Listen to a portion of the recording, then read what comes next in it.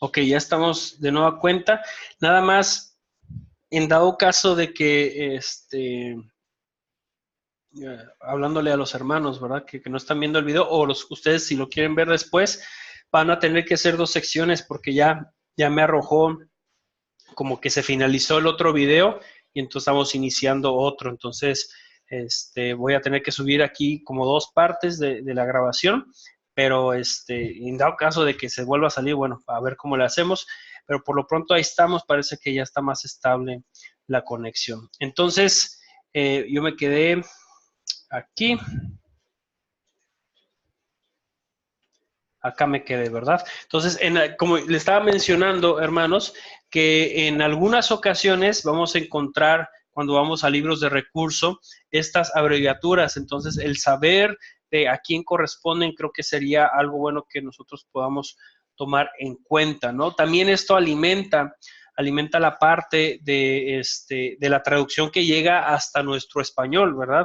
Entonces, muchos de los que se encargaron de las diferentes traducciones, bueno, tomaron en cuenta muchos de estos escritos y que seguramente a nosotros, ahora en nuestro tiempo, pues nos ayudan a comprender de una mejor forma lo que está escrito. Títulos hebreos de los salmos. La comprensión adecuada de los salmos requiere que miremos a sus características literarias, teológicas y estructurales fundamentales para descubrir pistas que nos ayuden en la compleja pero necesaria tarea de la interpretación. En primer lugar, los salmos tienen una serie de títulos en el idioma hebreo que desean orientar al lector o lectora sobre los temas a estudiar y las ubicaciones en algunos entornos históricos, litúrgicos o cultural de importancia para su lectura y comprensión. Entonces, por ejemplo, sabemos, pues, y nosotros lo vemos en nuestras Biblias, ¿no? Que la mayoría de los salmos tienen un título, algún título hebreo. Por ejemplo, con nombre realmente hay 101 salmos y sin nombre corresponden a 49 que incluso se les conoce como los salmos huérfanos. Entonces, por ejemplo, esta tabla es bien interesante porque no solamente nos da como ese asunto del autor, de la autoría, sino también cuántos libros, o mejor dicho, cuántos salmos le corresponden, o la relación, ¿verdad? ¿Cuál es el contenido de estos salmos, la semejanza con el Pentateuco y los cierres doxológicos? El libro de los salmos está dividido por 5 libros mayores, por así decirlo, ¿no? Entonces tenemos el libro 1, que es del capítulo 1 al 41, son salmos de David, por lo menos es lo que se reconoce. Tenemos entonces 41 salmos aquí, son canciones de alabanza y la relación va directamente con el Génesis, hombre y la creación. El cierre doxológico aparece en el capítulo 41, versículo 13, y posibles fechas de composición del 10.020 al 970 antes de Cristo. Hablando en general del tiempo en el que se escriben todos los salmos, estamos hablando más o menos unos 1000 años, desde que tenemos el primer salmo hasta el último, ¿verdad? No los salmos, y también eso es importante, no necesariamente el orden que tenemos en la Biblia corresponde al orden en el que se escribieron. Entonces eso también lo debemos de tomar en cuenta. No significa que el 150 realmente es el último salmo que se escribió. Sin embargo, es el cierre que nosotros tenemos en la Biblia, el acomodo que se le dio a los salmos. Es el libro 2, corresponde del 42 al 72 y son salmos de David y de Coré. Tenemos 31 salmos aquí. Es un himnario de interés nacional. Habla, digamos, en la semejanza del Pentateuco, tiene que ver con el éxodo, la liberación y la redención. El cierre doxológico aparece en el capítulo 72 y estas son las fechas aproximadas, del 970 al 610. Y así, ¿verdad? El libro 3 es los salmos de Asaf, son 17 salmos, es un himnario de interés nacional. Los Levíticos, el libro, digamos, la semejanza con el Pentateuco tiene que ver con los Levíticos, la alabanza y el santuario, el cierre doxológico en el 89-52 y es más o menos las mismas fechas que el libro 2. El libro 4 es anónimo, del 90 al 106, son 17 salmos, y son himnos de alabanza, corresponde o la semejanza es con números, desierto y la peregrinación. El cierre doxológico es en el 106 y más o menos se escribió hasta el 430 antes de Cristo. El 105, David y Anónimo, un número de salmos es el 44, igual himnos de alabanza. Deuteronomio sería con la semejanza al Pentateuco y es escritura y adoración. El 150, básicamente todo el capítulo, corresponde al cierre doxológico, ¿no? Es como el cierre que se le da al libro de los Salmos en general, ¿verdad? 150 del 1 al 6. Entonces, esta tabla también es como, pues, seguramente de mucha ayuda en la estructura que nosotros comprendamos acerca de los salmos. Frases que aluden a autoría. Estas frases son igual, son cosas que se fueron añadiendo a los salmos. Algo que estaba yo estudiando y analizando es que es muy diferente el concepto que nosotros entendemos ahora de autoría o la importancia que le damos nosotros a la autoría a cómo se le daba en esos entonces. ¿Por qué? Porque en ese entonces, si alguien escribía algo, ya correspondía digamos, a toda la gente, ¿no? Toda la gente podía usarlo, podía recitarlo en cualquier otro lugar, podía hacérselo propio. Realmente no había como unas leyes bien establecidas en asuntos de la autoría. Sabemos que ahora en cualquier cosa, ¿no? Hasta en los trabajos que se entregan, si uno pone las palabras de otra persona, pues tiene que citar, las canciones tienen autoría, todo corresponde, ¿no? Pero antes no era tan importante o tan relevante. Entonces, esta parte de quién son los salmos, realmente no es que David, en algunos casos sí aparece, ¿verdad? Dice de David o se menciona a David mismo dentro de los salmos, pero en otros no, simplemente no aparece, pero se le da esa correspondencia. En el caso de David, aparece 73 ocasiones, y el problema es la preposición de, que puede aludir a la autoría, a la pertenencia, a la dedicación o inclusive a la tradición. Entonces, ese también es otro asunto, ¿no? A veces la tradición nos dice que fue David, pero no necesariamente. A veces se alude o se pone de David porque quizá se esté refiriendo a una dedicación, o sea, un salmo dedicado a David, que se le dio a David, o en otros casos sí es pertenencia y autoría, ¿verdad? Entonces, en ese sentido, pues puede variar, ¿verdad? El asunto de quién corresponde o de quién es el autor de cierto salmo. Y también el asunto es que el nombre de David, aunque se puede identificar directamente con el rey, también hay que entender que en muchas ocasiones realmente se estaba refiriendo a la descendencia real o su propia dinastía, ¿no? Entonces, en ese sentido, y que era también algo muy común, si uno va a las genealogías en el Antiguo Testamento, se cree que no todos los nombres aparecen, realmente no aparecen cada una de las generaciones, sino más bien se menciona a aquellos hombres que fueron más relevantes. Entonces, en ese sentido, nosotros debemos simplemente, pues, de ser flexibles y de no meternos en una caja, ¿no? ¿Por qué? Porque para ellos en ese entonces no era tan relevante este asunto de la autoría, como les menciono. Entonces, podemos nosotros en ese sentido ser un poquito más flexibles, ¿no? También tenemos salmos que aluden a los hijos de Coré. Posiblemente es una de las identificaciones a los salmos que pertenecen a la propia familia de Coré, quienes eran cantantes en la liturgia del templo de Jerusalén. Hay muchos salmos que corresponden a la propia liturgia, al tiempo del servicio hacia el Señor dentro del templo. Entonces, algunos de ellos, pues, tienen que ver con los hijos de Coré, de Asaf. Por ejemplo, Esdras en 2:41 era mencionado, ¿no? Como el antecesor de los cantos del templo, de los cantantes del templo, perdón.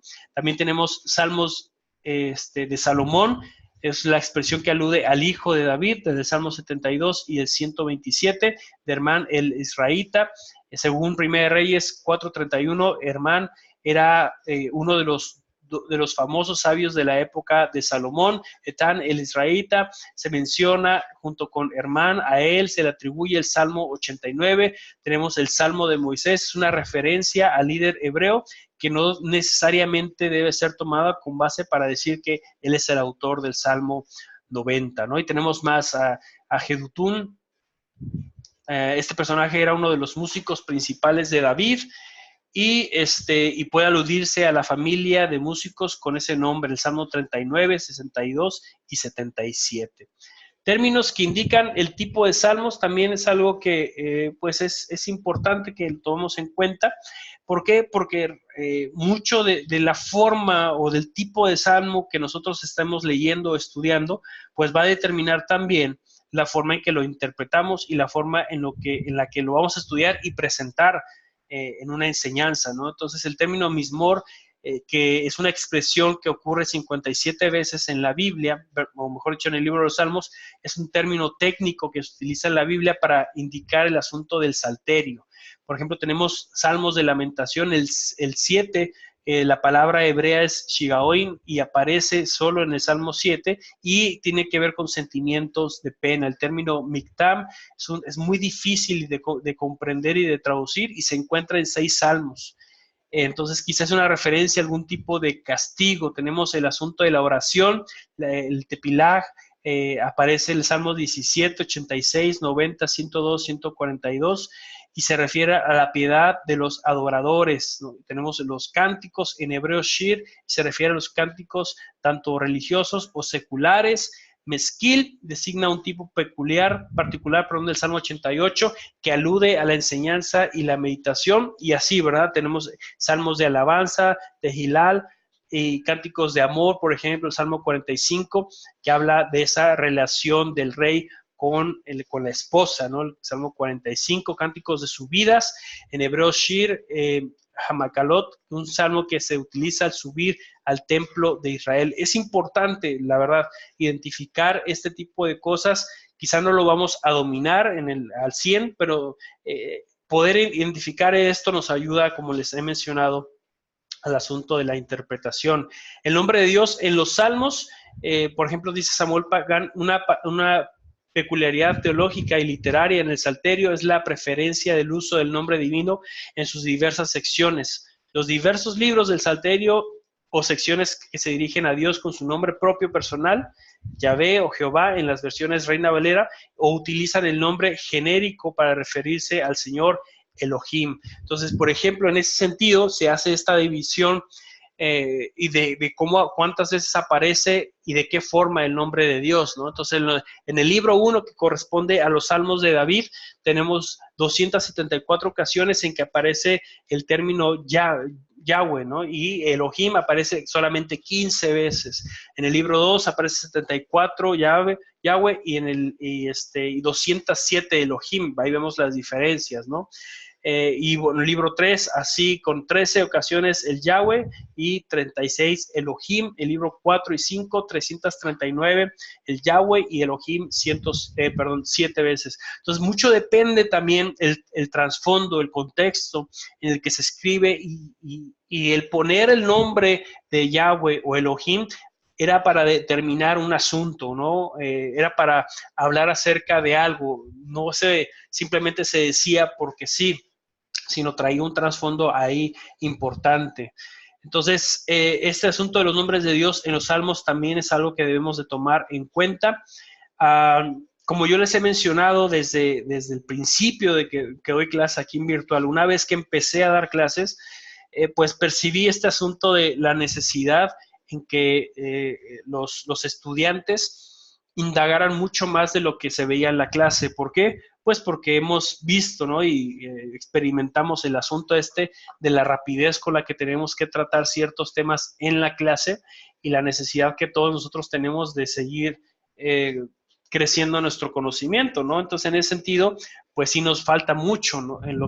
Conforme a lo que se ve aquí, pues quisiéramos entrar a cada uno de los salmos y hablar detenidamente de varios de los salmos que son muy importantes. Sin embargo, no tenemos el tiempo, no está esa capacidad para eso, pero por eso siempre el ánimo a ustedes, hermanos, de que pues por su parte crezcan en el conocimiento.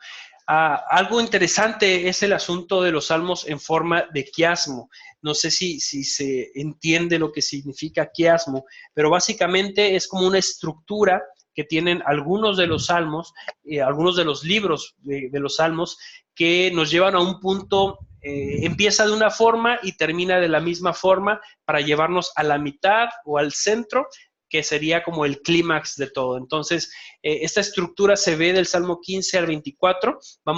De hecho, vamos a entrar a algunos de estos salmos.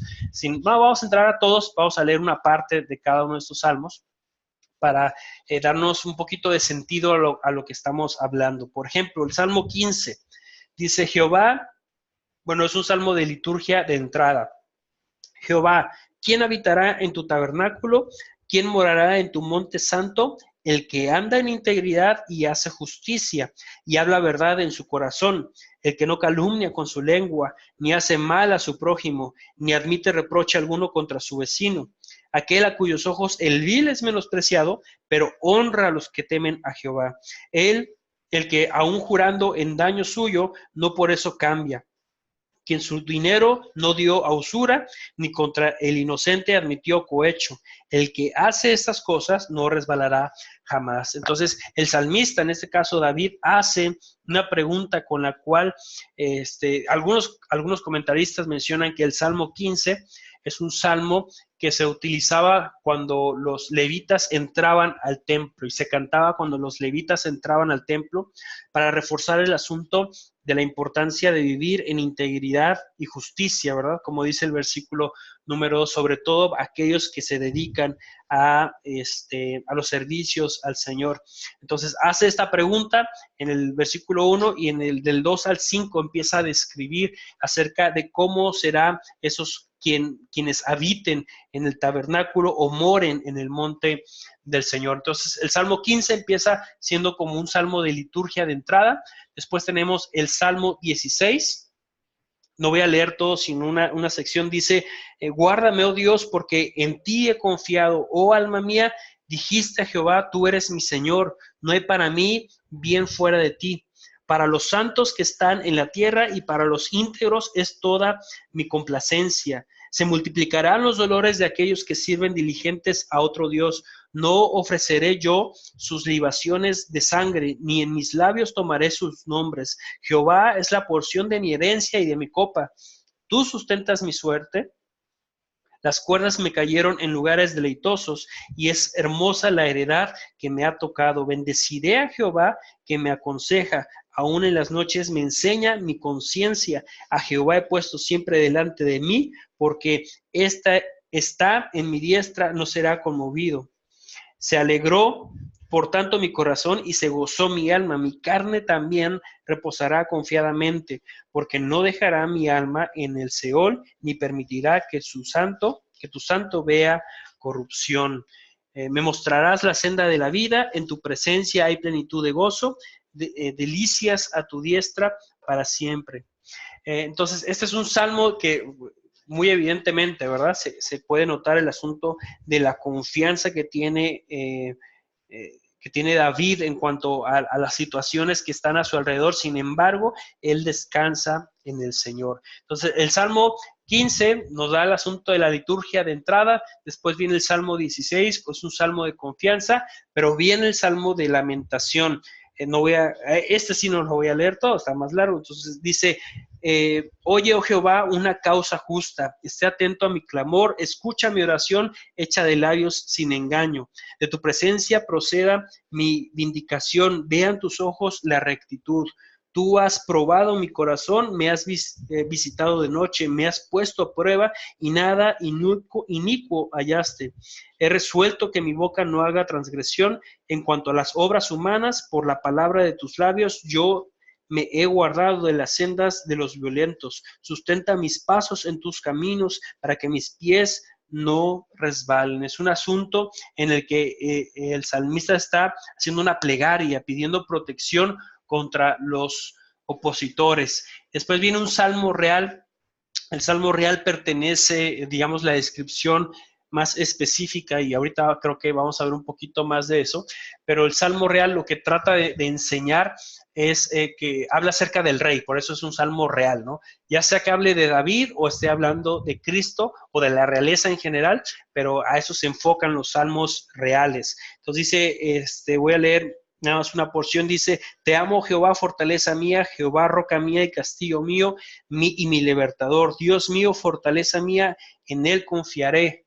Mi escudo y la fuerza de mi salvación, mi alto refugio, invocaré a Jehová, quien es digno de ser alabado, y seré salvo de mis enemigos. Me rodearon ligaduras de muerte y torrentes de perversidad me atemorizaron, ligaduras del Seol me rodearon, me tendieron lazos de muerte. En mi angustia invoqué a Jehová y clamé a mi Dios. Él oyó mi voz desde su templo y clamó, y mi clamor llegó delante de él a sus oídos. Y después, por ejemplo, en los últimos versículos de este salmo, que también es bastante relevante, ¿no? Viva Jehová y bendita sea mi roca, versículo 46 dice, y enaltecido sea el Dios de mi salvación, el Dios que venga mis agravios y somete pueblos debajo de mí, el que me libra de mis enemigos y aún me eleva sobre los que se levantan contra mí. Me liberaste de varón violento, por tanto yo te confesaré entre las naciones, oh Jehová, y cantaré a tu nombre. Grandes triunfos da a su rey y hace misericordia a su ungido, a David y a su descendencia para siempre, ¿no? Entonces ahí tenemos el Salmo real, y entonces llegamos como a ese punto, digamos, como de clímax, ¿no? Que es el Salmo 19. Hay un salmo de entrada, un salmo de que confiamos en el Señor, también de lamento y al mismo tiempo un salmo de petición por la situación, un salmo real en el que David está manifestando cómo lo libró, ¿verdad? En medio de manos de Saúl. Y entonces llegamos al himno para la gloria de Dios, Salmo 19, un salmo también bastante conocido por nosotros. Dice: los cielos cuentan la gloria de Dios y el firmamento anuncia la obra de sus manos. Un día emite palabra a otro día y una noche a otra noche declara sabiduría. No hay lenguaje ni palabras, ni es oída su voz. Por toda la tierra salió su voz y hasta el extremo del mundo sus palabras. En ellos puso tabernáculo para el sol y como esposo que sale de su tálamo se alegra cual gigante para correr el camino. De un extremo de los cielos es su salida y su curso hasta el término de ellos, y nada hay que se esconda de su calor. Versículo 11, nada más para cerrar el salmo, dice: tu siervo es además amonestado con ellos. En guardarlos hay grande galardón. ¿Quién podrá entender sus propios errores? Líbrame de los que me son ocultos. Preserva también a tu siervo de las soberbias, que no se enseñoreen de mí. Entonces seré íntegro y estaré limpio de gran rebelión. Sean gratos los dichos de mi boca y la meditación de mi corazón delante de ti, oh Jehová, roca mía y redentor mío. Y entonces, después de eso, el Salmo 20 y 21 son salmos, otra vez, salmos reales. Y tenemos el Salmo 22, ese famoso salmo de lamentación, que es una referencia al momento, ¿verdad?, de la crucifixión del Señor Jesús. Tenemos la entrada, ¿no? El Salmo 22:1 dice: Dios mío, ¿por qué me has desamparado? ¿Por qué estás tan lejos de mí? Estás tan lejos de mi salvación y de las palabras de mi clamor. Dios mío, clamo de día y no respondes, y de noche y no hay para mí reposo. Versículo 16, porque los perros me han rodeado, me ha cercado cuadrilla de malignos, horadarán mis manos y mis pies. Contar puedo todos mis huesos, entre tanto ellos me miran y me observan. Repartieron entre sí mis vestidos y sobre mi ropa echaron suertes. Un salmo de lamentación de parte del rey David. Después viene un salmo de confianza y ahí vemos esa relación, ¿no? Cómo vamos yendo hacia la forma en que se comenzó, ¿verdad? Hay un salmo de confianza, el 23, que también es muy famoso: Jehová es mi pastor, nada me faltará. En lugares de delicados pastos me hará descansar, junto a aguas de reposo me pastoreará, confortará mi alma, me guiará por sendas de justicia por amor de su nombre. Aunque ande en valle de sombra de muerte, no temeré mal alguno, porque tú estarás conmigo. Tu vara y tu callado me infundirán aliento. Aderezas mesa delante de mí, en presencia de mis angustiadores. Unges mi cabeza con aceite, mi copa está rebosando. Ciertamente el bien y la misericordia me seguirán todos los días de mi vida, y en la casa de Jehová moraré por largos días. Un salmo de confianza, y entonces termina el quiasmo con una liturgia de entrada nuevamente. Dice: de Jehová es la tierra y su plenitud, el mundo y los que en él habitan, porque él la fundó sobre los mares y la afirmó sobre los ríos. ¿Quién subirá al monte de Jehová? ¿Y quién estará en su lugar santo? ¿Recuerdan cómo comenzó la liturgia de entrada del Salmo 15? Bueno, así también está terminando, y da la descripción de quién puede subir al monte santo y quién estará en el lugar santo. Dice: limpio de manos y puro de corazón, el que no ha elevado su alma a cosas vanas, ni jurado con engaño. Él recibirá bendición de Jehová y justicia de Dios de salvación. Tal es la generación de los que él le buscan, por los que buscan tu rostro, oh Dios de Jacob.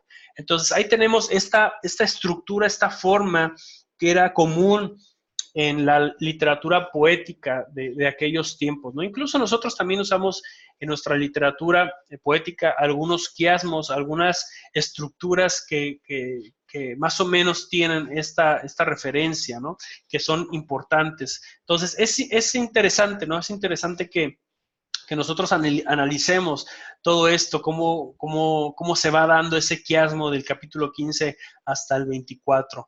Géneros literarios: la interpretación adecuada del Salterio se relaciona íntimamente con el análisis y la comprensión de su género literario. ¿Qué es en sí un género literario dentro de lo que nosotros entendemos como literatura poética, verdad? Porque podríamos pensar que el simple hecho de ser literatura poética, ese ya es el género. Y sí, estamos en lo correcto. Sin embargo, dentro de ese mismo género encontramos algunas cuestiones que me van a ayudar a encontrar un género más. Ese género es algo más particular de un salmo específico. Entonces, por ejemplo, tenemos salmos que su género literario tiene que ver con las súplicas individuales de ayuda.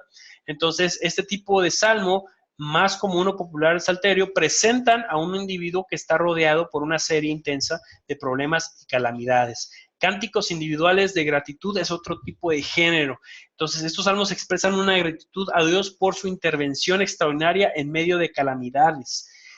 Peticiones de ayuda de la comunidad, a veces no solo es un asunto de una crisis personal, sino también que alcanza a toda la nación. Encontramos salmos que hablan acerca de la nación de Israel y ese ruego que se pide, ese ruego que se da al Señor para que libere y ayude a su pueblo. Tenemos himnos que son alabanzas exuberantes, en donde, si los entendemos desde esa perspectiva, por ejemplo, el hombre queda a un lado porque simplemente es una alabanza exuberante al Señor. Entonces, en ese sentido, nosotros no intervenimos, es una alabanza a nuestro Dios. Salmos de educación, por ejemplo, el Salmo 15, que leímos acerca de quién es el que entrará, o quién morará, perdón, en el monte santo, o quién habitará en el tabernáculo. Es un salmo de educación que nos va a decir la forma en la que la gente o las personas se deben de llevar su vida para poder entonces habitar y morar tanto en el tabernáculo como en el monte santo. Los salmos reales, ya les mencioné, son los salmos reales en los poemas de Salterio, que tienen como argumento predominante la figura del rey o de la dinastía real del antiguo Israel. Y los imprecatorios son salmos que reflejan venganza, resentimiento y hostilidad, y que son sentimientos ajenos a los reclamos de amor y perdón del evangelio, ¿no? Contrastan con esta situación. Lo que hemos estado también comentando en clase aquí en el campus residencial, es que posiblemente en ese tiempo el conocimiento acerca de los últimos tiempos, ¿no? De este asunto escatológico, no era un tema tan recurrente o tan conocido.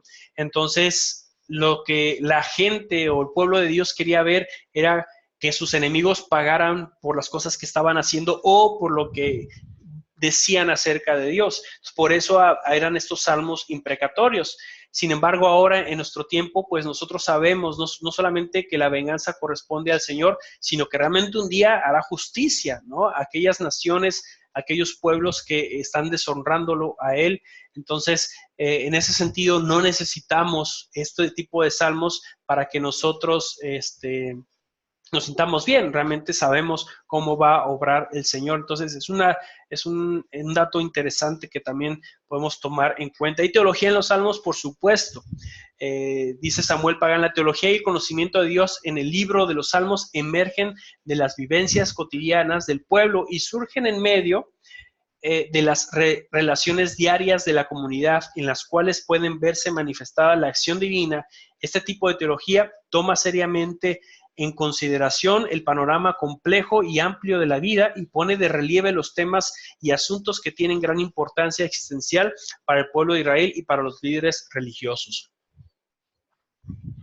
O sea que el asunto teológico, y cabe resaltar, ¿verdad? Y tenemos que detenernos un poquito aquí. El asunto teológico, a diferencia de lo que muchas veces nosotros comprendemos, tiene que ver directamente con la vida de las personas. O sea, es un asunto totalmente práctico y los salmos son un reflejo de eso.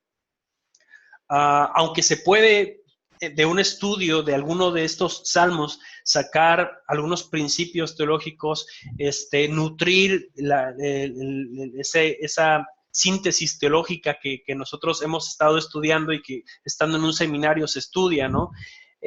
La realidad es que no tiene ese fin. El fin no es estructurar lo que sería la teología, sino más bien su fin es presentarnos en la vida diaria la teología, ¿no? ¿Qué es la teología realmente en asuntos prácticos, en asuntos cuando estamos viviendo una situación de este tipo, cuando queremos exaltar al Señor, cuando confiamos en Dios, lo que expresamos acerca de Dios, ahí estamos aplicando la teología. Y los salmos son eso, son un reflejo a través de la vida de cuestiones teológicas. Entonces, es para que nosotros también lo apliquemos, ¿no? A nuestra propia vida y no hagamos esa división de la teología con asuntos de la vida cristiana, no, todo tiene que ver, tanto la vida cristiana está en la teología y la teología está en la vida cristiana, así es como debería caminar un creyente.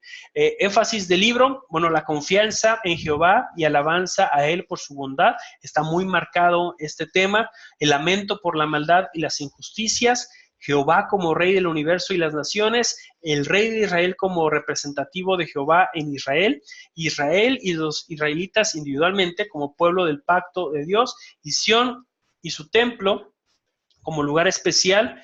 Déjenme cerrar aquí nada más rápido. Sión y su templo como lugar especial de la presencia de Jehová en la tierra. Estos temas se pueden ver constantemente a lo largo de los 150 salmos que tenemos. Y Cristo en los salmos, muchos de los salmos anticipan directamente la venida del Mesías y Rey, descendiente de la línea de David, por ejemplo, el 2, 18, el 20, el 21, 41, 110, 132, y también como Cristo descendía directamente de la línea real de David, los salmos mesiánicos a menudo se refieren a él como hijo de David o usando a David como un tipo de Cristo. Y algunas profecías mesiánicas específicas y su cumplimiento incluyen el Salmo 2, el Salmo 22, el Salmo 68, el 108. Entonces, evidentemente, ¿no? El asunto de estos salmos, sobre todo los salmos de David, hay una relación con lo que nosotros entendemos de la obra de Cristo. Está ahí. David quizá no lo veía de esa forma, ¿no? Al momento de la revelación de parte de Dios a él para escribir estos salmos, seguramente había como una cierta nube bueno, no estoy quizá comprendiendo en la totalidad esto, pero viene de parte del Señor, ¿no? Y lo hacía propio, lo creía, lo esperaba. Entonces, en ese sentido, David, sin tener toda la información que nosotros ya tenemos de todos los hechos que han pasado, escribió así, haciéndolo como propio y al mismo tiempo confiando y esperando en las promesas del Señor. O sea, hay una relación muy cercana de Cristo siendo él el rey con el propio rey David, ¿no? Y que nosotros podemos ver a través de los salmos. Entonces, hermanos, esta es como la información general que yo quería presentarles aquí en la clase. No sé si haya algún comentario extra que quieran hacer, mis hermanos. Si todo está, si vamos bien, yo sé que fue rápido, ¿verdad? Pero pues había bastante información que teníamos que tomar en cuenta. ¿Qué les parece, mis hermanos? Sí, la verdad es bastante información y bueno, para mí es muy rápida, tendré que desmenuzarla poco a poquito, pero Sí. sí es muy interesante porque hay varios aspectos que la verdad yo no conocía, Ujú. este, y me parece exageradamente interesante, ¿no? Esto del quiasmo, la verdad yo no lo había visto de esa manera, no lo conocía, pero me parece muy, muy interesante. Sí, gracias, hermano Román. Sí, como les dije, ¿no? Como a la mitad de la clase, cuando veía, estaba viendo el reloj y estaba viendo lo que faltaba, también por eso lo mencioné. El asunto es ese, ¿no? Que es demasiada información en tan poco tiempo. Entonces, pues la invitación es eso, ¿no? Que puedan ver el video más adelante o descarguen la presentación que va a estar ahí en la plataforma para que detenidamente, ¿no? Vayan a los salmos, los lean, vayan a algún comentario, y entonces empezamos a relacionar todo esto, ¿no? Toda esta información que se ha mostrado el día de hoy. Pero gracias, hermano Román. Sí, nada más le pediría si puede subir la presentación esa para que lo Sí, podamos ver. Gracias. claro que sí, hermano. De nada. Profesor, Sí, este, quería preguntarle dos preguntas. La primera sería, para usted, ¿qué lugar ocupa el libro de Salmos en toda la Biblia? Porque si es que el libro de Salmos es diferente en realidad a todos los demás libros, ¿en qué aspecto? Si entendemos que la revelación es de Dios hacia el hombre y que el hombre está escribiendo o relatando lo que Dios le está diciendo, en realidad los salmos están del hombre hacia Dios, ¿no? uh-huh. Al final la Biblia dice que es inspiración bíblica, pero me refiero, ¿usted qué piensa? ¿Qué lugar ocupa en la Biblia este libro de los... eh, Pensando en ese asunto de la revelación, ¿verdad? Me imagino que ese es, como, ¿en qué sentido, no? Entra el libro de los Salmos pensando en lo que es la revelación que nosotros entendemos de parte del Señor. Mira, para mí es una expresión humana. El libro de los Salmos son expresiones humanas con base a las circunstancias que ellos estaban viviendo. Pero el Espíritu Santo hace su función en ellos para redactar la necesidad, ¿no? La necesidad o exponer la necesidad humana y la respuesta de parte del Señor. No es una respuesta como que el Señor me dijo, como si aparece quizá en otros libros, ¿no? O en otras cartas, pero sí es a través de esa reflexión que hace el ser humano, en este caso los salmistas, para entonces comprender quién es Dios y entonces escribir eso y dar una respuesta a mi circunstancia, a mi necesidad. Entonces, ese proceso es el que yo veo más, por ejemplo, en el libro de los Salmos. En otros casos está casi dictando, ¿no? O sea, por ejemplo, Moisés, la revelación que se le da es a través desde esa perspectiva, ¿no? Es Dios diciéndole, mira, pasó esto en el Génesis. Estos son los eventos, porque pues Moisés no estaba ahí, entendiendo que haya sido Moisés quien escribió el Génesis, ¿no? Pablo, escribiéndole la carta a los Gálatas, a los Corintios, era una necesidad en la que Pablo entendía ciertas cosas, pero al momento de escribir con su propio entendimiento iba siendo guiado por el Espíritu.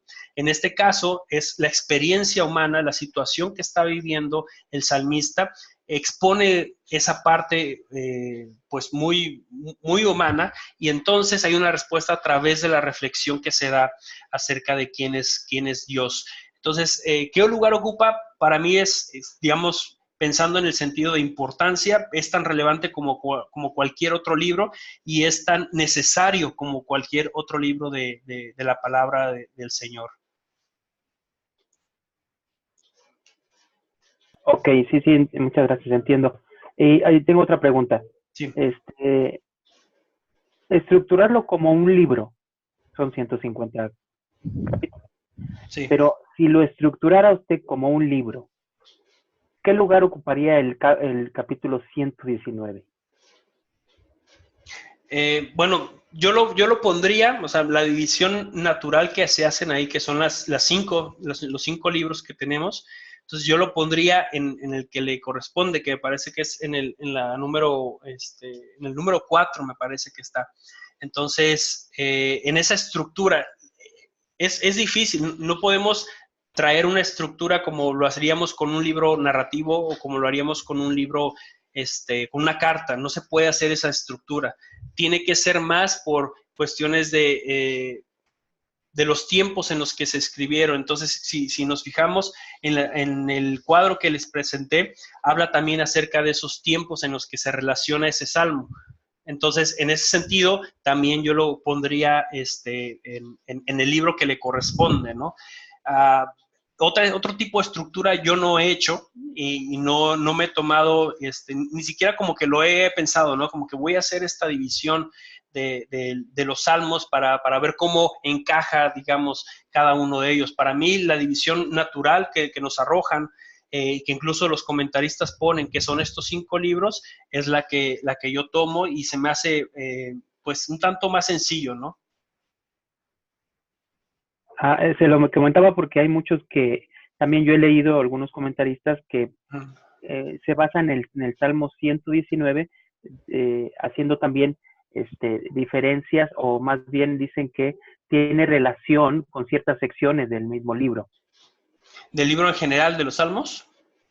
Sí, del libro de Salmos. O sea, muchos, como no sé si se acuerda que el Salmo 119 está dividido en el alfabeto En alfabeto. hebreo.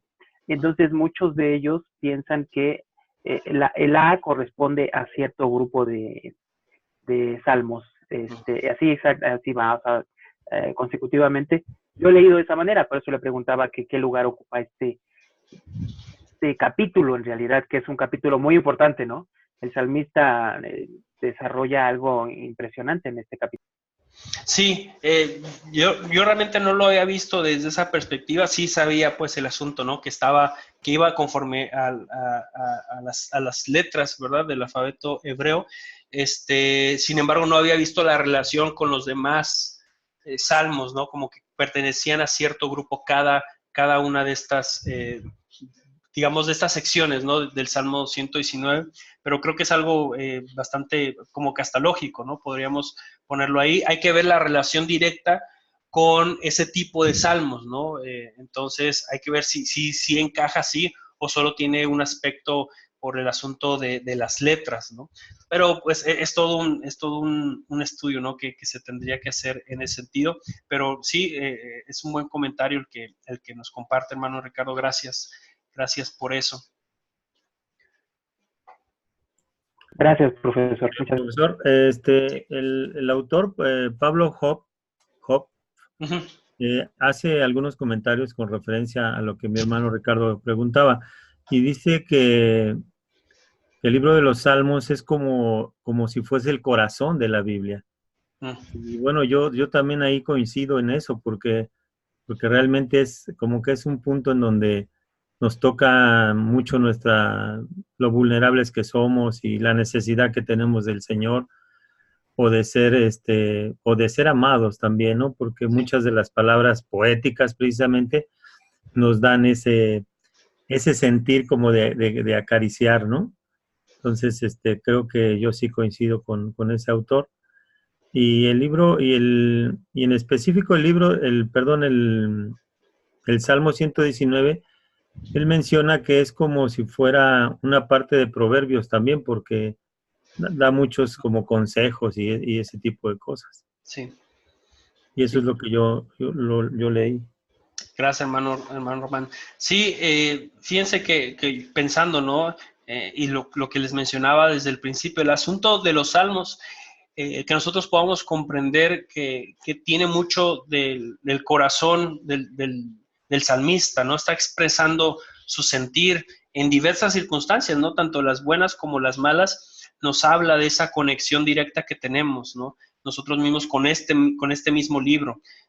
Yo puedo ver mi vida a través de muchos de los salmos que están ahí.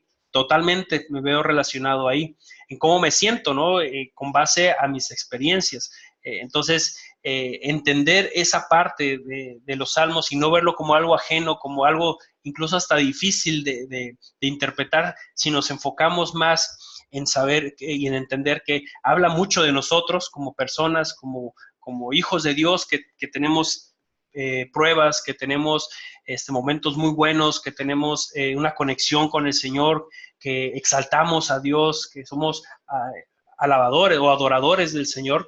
Entonces entenderíamos mejor todavía, ¿no? La interpretación adecuada que lleva cada uno de estos salmos. Pero gracias, mis hermanos, muchas gracias por sus comentarios, por las preguntas también.